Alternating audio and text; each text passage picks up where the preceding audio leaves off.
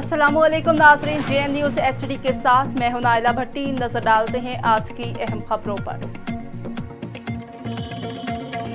Pakistan society of physical therapy और university of education के इश्तराक से ज़ियाबेतिस से बचाव के आलमी दिन के हवाले से तकरीब मुनक्किद हुई, जिसमें सीनियर डॉक्टर्स ने ज़ियाबेतिस के बचाव और इलाज पर बात की।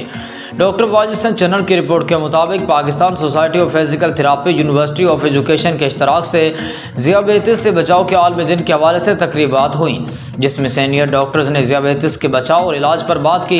Senior physician doctor Talat Bashir का कहना था कि 2021 में पाकिस्तान की आबादी का 5वां हिस्सा ज़ियाबेतिस से मुतासिर अफराद की थी को अब एक इंतहाई हो चुका है। अपने लाइफ स्टाइल तब्दील करना होगा, वर्जिश को मामूल का हिस्सा बनाना चाहिए और किसी मोहल्लेदार या सियाने की बात पर अमल करने के बजाय क्वालिफाइड डॉक्टर को चेकअप कराया जाए। उनका कहना था कि ज़ियाबेतिस से बचाव के लिए सबसे ज़रूरी आगाही अमल का है। फिजियोथेरापिस्ट डॉक्टर इस्माइल नफीस ने फिजियोथेरापी के जरिए ज़ियाबेतिस के इलाज पर गुफ्तगू की, जबकि माहिर नफ्सियात डॉक्टर उसामा सलीम ने इसके नफ्सियाती पहलुओं पर रोशनी डाली।